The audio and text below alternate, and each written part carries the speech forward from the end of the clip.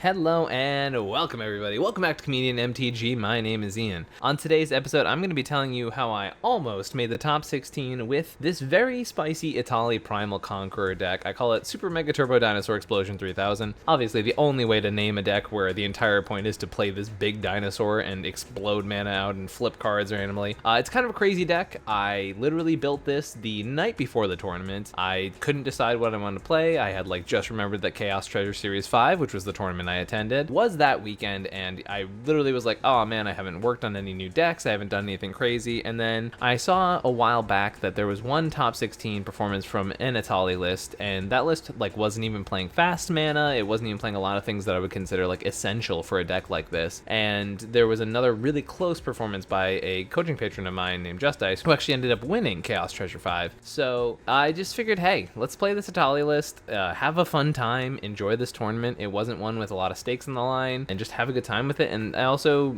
the cookout's coming up pretty soon, so I didn't really want to just play a deck that was going to give away everything I've been working on right before the cookout. So let's talk about Super Mega Turbo Dinosaur Explosion 3000. So Etali Primal Conqueror is the commander, and also for anyone watching, this is going to be sort of a hybrid of a tournament breakdown and a deck tech. So there's going to be a deck tech portion of it, and then we're going to break down the tournament, sort of how each round went, and go from there. While you're watching this video, while you're here on YouTube, please make sure to hit like and subscribe. It lets YouTube know you enjoy content like this, and it helps out the channel for free. It's super easy to do. Also, while you're here, maybe consider thinking about jumping over to our Patreon, which is in the description down below. Patreon.com/ComedIanMTG. It helps out the channel a ton. It makes it so that I can keep trying to do this content thing as my full-time job. The patrons are most of the reason why I'm able to do this, so thank you all very much. And also a reminder that we do cEDH coaching, so if you want to feel the confidence to be able to take a crazy deck like this to a cEDH tournament, feel free to hit me up on the coaching tier, or you can message me on comedianmtg@gmail.com. You can find me on Discord or Twitter, any of those places. Without any further ado, let's jump into this deck. So Etali Primal Conqueror, let's read it. It's a trample 7/7 for 5 and 2 red. It says when it enters the battlefield, each player exiles cards from the top of their library until they exile a non-land card. You may cast any number of spells from among the non-land cards exiled this way without paying their mana costs. So a couple things to note about this trigger, because I see a lot of questions about it. Part of the Etali cost is that you immediately put those spells on the stack right away, right? You don't get to choose how to sequence, well, I mean, you get to choose how to sequence them, but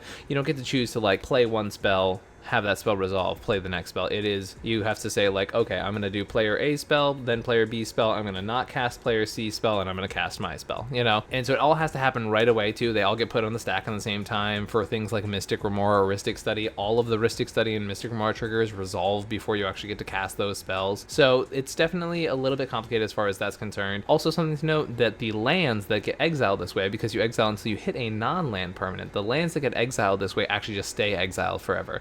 Which is important when you look at Etali as a win con, because that starts to, explain how you're going to be exiling people's decks. It then has another ability that for 9 and a Phyrexian green, you can transform it to Etali Primal Sickness. Now, this may seem ridiculous, but there are times in this deck where I did actually flip this commander, because most of the deck is just making a stupid amount of mana. So yeah, it's a trample indestructible 11/11, and when it deals combat damage to a player, they get that many poison counters. So there were situations in these games where I either pumped Etali a little bit, or I had an open player and I was like, okay, I'm really flooding out right now, let me just flip my commander and boom, one shot somebody. So that's it's definitely something that can happen. I think people get a little disproportionately scared of this part because, I don't know, they just don't think about the fact that all or 10 of the 11 damage needs to get through. They don't think about the fact that it costs 9 in a Phyrexian to even get to this point of the card's ability. But it's definitely something that scares people a little bit, and I definitely had to remind a few of my opponents throughout the tournament that it's 9 in a Phyrexian to do this part, and that's not really what I'm trying to do with the deck. But yeah, how does this deck actually win? So the whole point is to end up in a state where you can infinitely cast Etali, right? And when you're infinitely casting Etali, you're usually flipping over win cons from your opponent's decks, flipping over them from your decks. I was playing against a Sisei deck early in the tournament, and I just described that I was going to exile until I hit their Planeswalker combo, and I was like, yeah, I'm going to end the game by using your combos. Is that cool? There's definitely other stuff you can do with your own cards, but it's definitely much more fun to do it that way.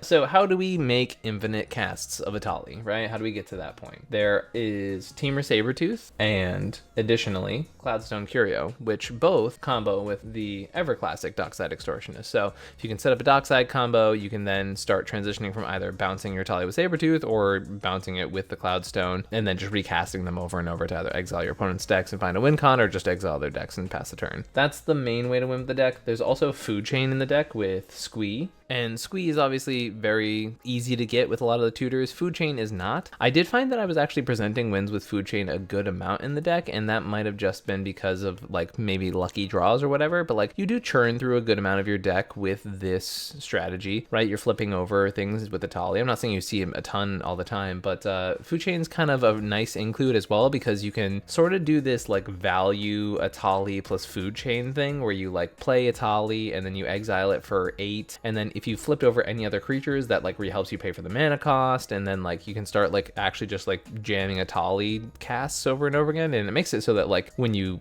get to an end state with this, it's like really hard to get Etali to be recast again, but hopefully by that point you've amassed so much value that doesn't really matter. And then there are 2 non-infinite win conditions in this deck, and that's the Dual Caster Twin Flame combo. So you get Dual Caster Mage to copy Twin Flame, make Infinite Hasty those dudes, and then go there. And straight up, oh god, I'm changing this art. As I was saying, straight up Crater Hoof Behemoth. I put this in. I noticed a lot of players just weren't playing this card, and after talking with one of my coaching patrons the other day, they were talking about how, you know, Crater Hoof is just like insanely good in a lot of these like green decks that just have a ton of mana, and I was like, that's exactly what this deck does. And Crater Hoof did win me multiple games with this deck between the tournament and when I was prepping for it the day beforehand. Also, I'm not sure if I mentioned this already, but I did not have this deck until like the night before this tournament. So I literally sleeved it up at I think 1 a.m. the night before, got 3 games in with some friends, and then went to bed and played it the next day at the tournament. So this was definitely a very raw deck list. It was definitely a deck I did not have a lot of time with, and the fact that I almost made top 16 with it makes me feel pretty happy. But yeah, a lot of this deck is really just like really aggressive ways to get mana. We're playing the new One Ring. Obviously that card's very good at just being a value engine in colors that don't get a lot of these value engines. We're playing things like Cursed Mirror to copy your Docksides, to have like really cool synergies with like Goblin Engineer. We're definitely playing some Staxy creatures just to be able to, you know, interact in any way we can in Gruul, because it's not a lot. We have like Manglehorn, Magus of the Moon, Blood Moon. Then we have a few board wipes, and this card was like an MVP during the tournament. Blasphemous Act, which is a card I'm not normally like super hype on, but Blasphemous Act really put in a good amount of work in this tournament. Like I cast it multiple times for a single mana during the tournament, and then able to cast it a couple other times for just a considerably cheaper cost than this effect would normally cost. It was really impactful. It won me the first game of this tournament, and I'll go over that in a little bit. But yeah, it definitely was really impressed by Blasphemous Act, and will probably be looking at that card more seriously just going forward in general. We definitely have a bunch of like free interaction in here, just like really a lot of ways to try and make up for the fact that we're not doing a lot with card advantage in these colors, right? I'm playing cards like Pyrokinesis and Fury. We're going down cards, but also getting like free interaction in Gruul, which is really nice. And we're playing things like Abrade, Chord Calling, Delay the Last Fireball, another card that actually won me a game. We'll go over that later. But yeah, definitely trying to interact with my opponents on stack. Only playing Red Blast and Pyroblast. You know, it's hard to be picky with interaction once again when you're in these colors. So, you know, trying to jam these cards, trying to interact with some of the more mid-rangey, grindy decks in the format. So because the deck is so mana hungry, we play a slew of mana dorks. We're also playing a ton of different mana rocks as well. This is not a deck that leans too heavy into one or the other, because we're just trying to go fast. We have cards like Defense Grid to protect our win conditions. We also have Vexing Shusher to do the same thing. Goblin Engineer, one of the main reasons it's in the deck is to be able to entomb a Defense Grid and then have that go up during our combo turn, because once again, we're in Gruul, we don't have a lot of interaction. Playing, you know, mana dorks like Somberwald Sage, just adding 3 mana for creatures, and in a deck that's playing 29 of them feels pretty nice. Yeah, it's a deck that's just like a lot of green-red good stuff combined with maybe some ways to copy your commander, as I mentioned, like Cursed Mirror. I definitely want to, now that I've played the deck a few times, add a few more ways to copy my commander. So we have like Twin Flame, we have Cursed Mirror. Jaxus came in pretty solid. The ability to like haste it out for 2 mana, make a copy of Etali, that thing dies, draws you a card, you get another activation, then end of the turn Jaxus dies, and it's like you've drawn like 6 cards off of that interaction at the very minimum, so that one was pretty solid too. I'm thinking about adding, because we're already on Dualcaster Mage, a card like Heat Shimmer as well, just because you can copy your other stuff, you can copy your opponent's things. Been finding that just in cEDH in general, copy effects are really, really strong, and they've been quite impressive when they've been seeing play. But yeah, apart from that, the deck is just trying to ramp really fast, interact in what few ways Gruul can, and then just try and use Etali and the power of having this 7 mana crazy dinosaur in the command zone to just gain a bunch of advantage and go for wins. Before we go into my breakdown of this tournament, I'm just going to remind you all that LotusCon is coming up October 7th and 8th in Belleville, Illinois. Mythic Lotus Gaming and Monarch Media are collaborating to make a large event, a large Magic celebration that also has a major cEDH tournament at the head. They are giving away crazy prizes like a Time Twister for first place, thousands of dollars in prizes, and paying out to the top 32 players, which is a crazy generous spread of prizes. So it's going to be super cool, super exciting. I've said this a few times on the show before, but the tattoo artist who did my Kiki Jiki tattoos, my Duskull, my Mimikyu will also be there, along with several other artists giving tattoos out during this convention, which is not something I've ever heard of at a Magic event. So there's going to be a lot of really cool, crazy stuff, and excited to see people there. So feel free to check that out. So let's talk about those early rounds of this tournament. So round 1, it was myself going last. So we had Sisay in seat 1, Shalai and Halar in seat 2, Sisay in seat 3, and myself in seat 4. There were a lot of Sisays at this tournament.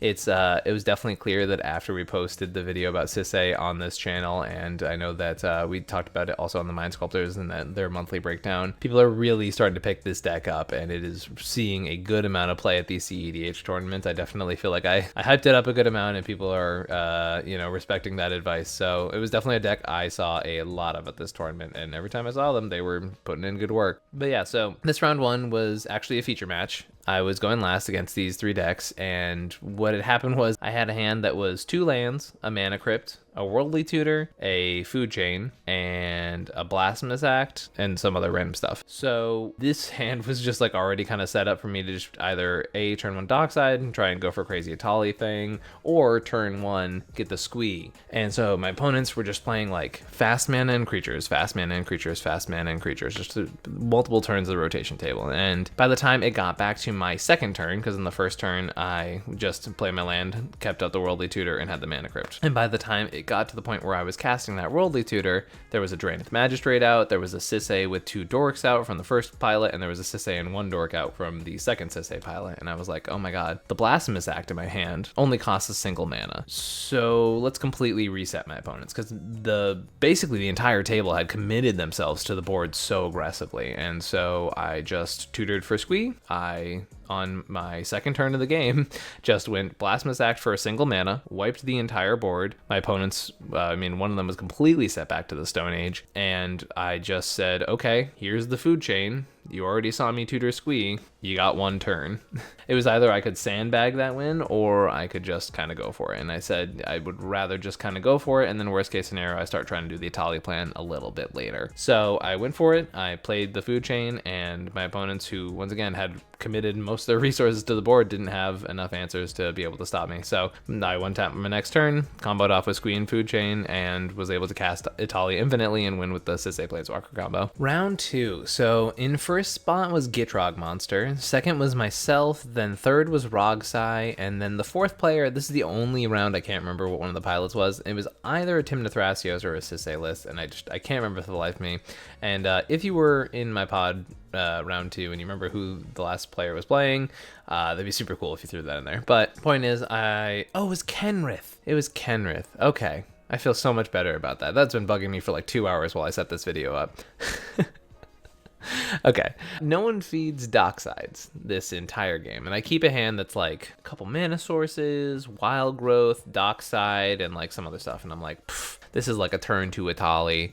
I'm gonna crush it. I'm gonna jam some stuff on the table. We'll see what happens, right? And then Gitrog plays no artifacts, which I knew could happen, but it sucked that it did happen. And then we go to me. I play the Wild Growth and land. I'm like, whatever. Then Rogside just plays in Remora, and it doesn't get fed by anything because people are playing responsibly. So Kenrith just plays a mana dork, and then Gitrog plays more creatures, and then they feed the Remora a little bit, but with like instants and sorceries. So once again, still not feeding Dockside at all, and then it gets back to me, and I'm like, well, this Dockside's useless in my hand. And we start going around the table a little bit. I'm getting a few more resources here and there. Eventually, I am forced into a position where Gitrog then plays the Gitrog monster, and then I get to a position where, like, if they untap with Gitrog and that Ramian Excavator they have on the board, we are for sure losing the game. Meanwhile, once again, this Kenrith player is tapping out to commit to the board, and Gitrog is tapping out to commit to the board, and I'm like, there's a Rogsai player right behind us who you guys keep giving cards to. So that part was tough, and it's also tough as a Gruul deck because you can't really control any of that, right? You sort of give up the agency to be able to like take advantage of situations like that unless you're the one exploding out of nowhere. And because no one fed a Dockside, which I didn't expect in a pod like this, I couldn't take advantage of the fact that my opponents were going greedy, and instead I had to suffer the Rogsai knowing that their opponents were going greedy. And then it got to a point where Rogsai just stopped paying for Remora, I think on the third turn, jammed a Jeska's Will, and flipped the Jeska's Will right into an Ad Nauseam,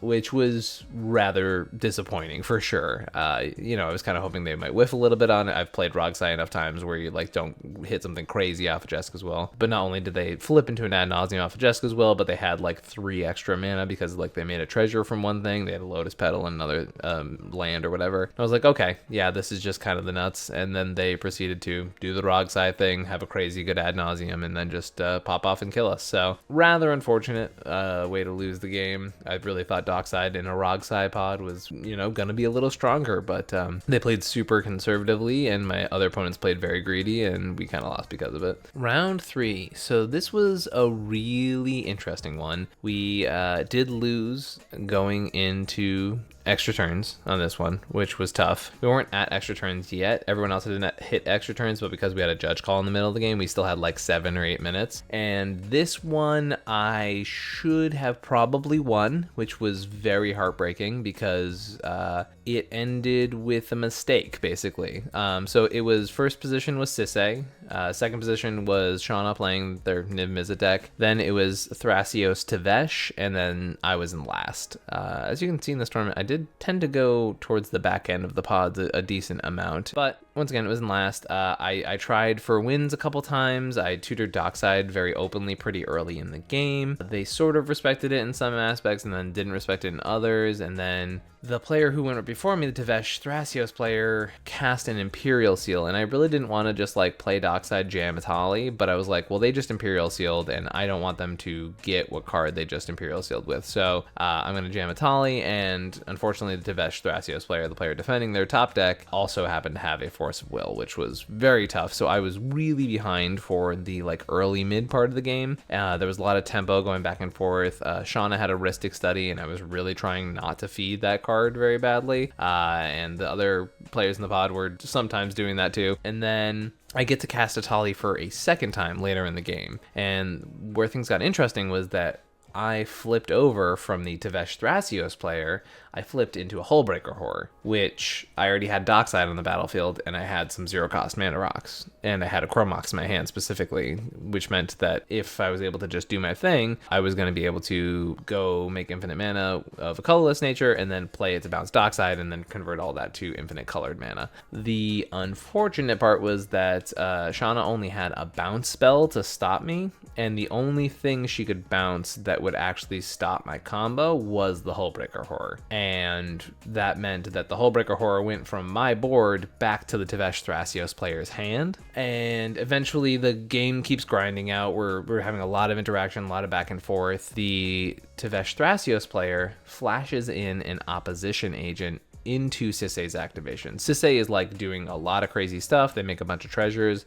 They try to combo off on top of other combos, on top of other interaction. They're playing it really well in that sense. And then Tevesh Thrasios sort of sandbags this opposition agent, which they jam in. And because of that, they take a Mox Amber off of Sisay's deck because they have a Hullbreaker Horror on the battlefield. And they think that they can use the Mox Amber they stole, as well as the, I believe, either Chrome Mox or Mana Crypt on their battlefield to make infinite mana with Hullbreaker Horror. Obviously, that was a mistake, but we didn't realize that until after the match had already ended. We just saw the Hullbreaker Horror combo, and we were like, oh, okay, yeah, that works. And everybody just kind of let it happen. None of us caught it. And then afterwards, I get a DM from Shauna, and they were like, oh, wait, that player could not have won our game.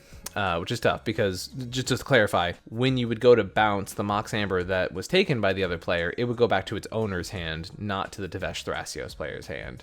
So we lost to a combo that didn't work, which doesn't feel great, especially seeing as I was the player after them. We had about one more turn left. My opponents were all basically tapped out, and I had a very high chance of just like jamming into a dockside and winning the game after that. So that was really sad because I think I actually had a really solid chance of winning that game, and we didn't catch the fact that the person who won shouldn't have won the game. That was tough. So lesson at home, you can't bounce things to your hand that don't belong to you, and also make sure you're just making your opponents walk through their combos, because it's a little awkward when you lose to a thing like that. And the fact that, once again, none of us caught it, as well as there was a judge in the room. They weren't watching the game, but they had been listening from a previous judge call. So, or specifically not a previous judge call, but they were listening because they knew we had the time extension, and they came in just to say we had the time extension, but they weren't exactly watching the game, so they really didn't have the context that we did. So lesson learned from that game being, make sure you're paying attention to what your opponents can and cannot do, and make sure you're double checking the stack and whatnot.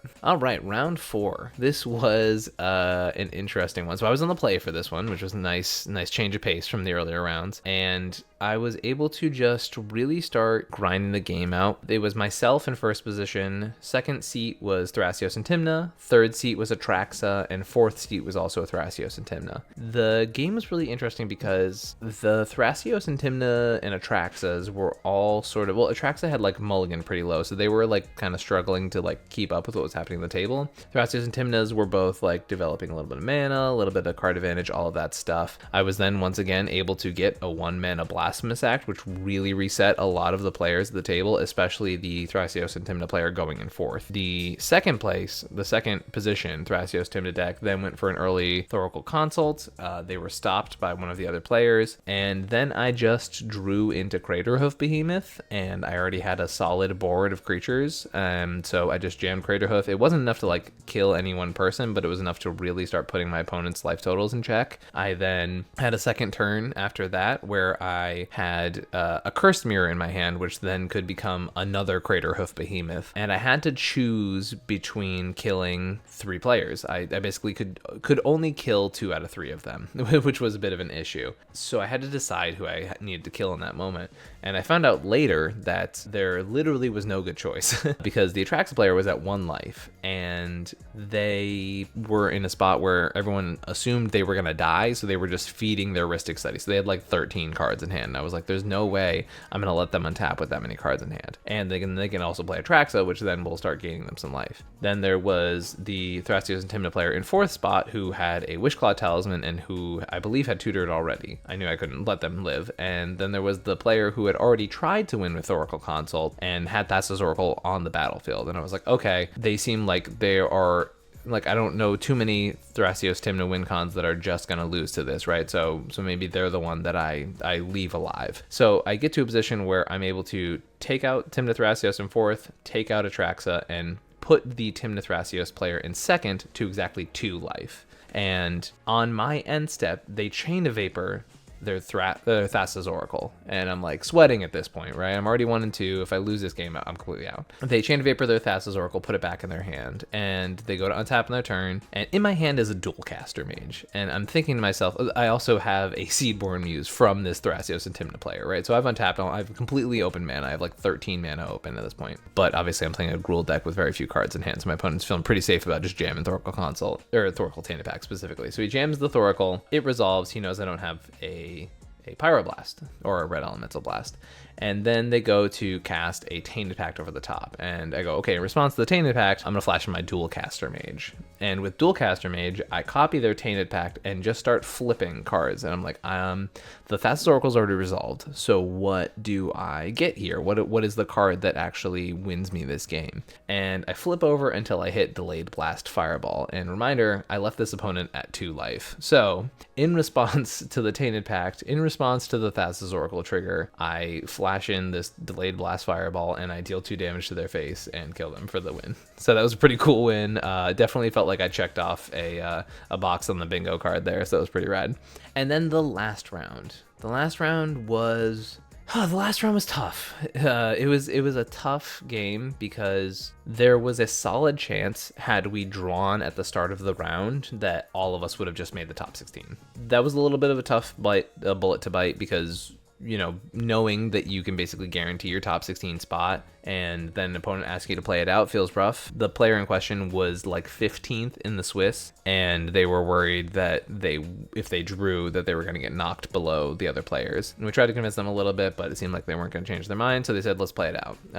And we all ended up regretting that decision later. So what happened was the game went on. It was pretty grindy. Blue Farm had a pretty early heuristic study, so they were drawing a bunch of cards off of that. Oh, to be clear, the pod was Dihada in first position, myself in second position, Tivit in third spot, and Blue Farm in fourth. So yeah, as I mentioned, Blue Farm had a pretty early heuristic study where they were drawing a bunch of cards off of that. Dihada was basically in a position where they had Dihada. The first time they ever downticked with Dihada, Flicker went into the graveyard. And for those who don't know, Flicker is one of the main ways Dihada actually wins the game. They just get a breach and Flicker and then they go off. So we knew Dihada was a threat right away. There was a Bowmasters that came down out of Tivit. I presented, I want to say like 4 different win attempts in this game. So it definitely was not a game where there was any lack of us just trying to go for these wins. So it was a crazy game, definitely led to a lot of crazy interactions. There was some wild stuff, but the game ended in a really tough way where there was a Wishclaw Talisman activation from Tivit, and Blue Farm already had a Ranger Captain of Eos on the field. They had drawn like up to 14 cards and then didn't win the turn before.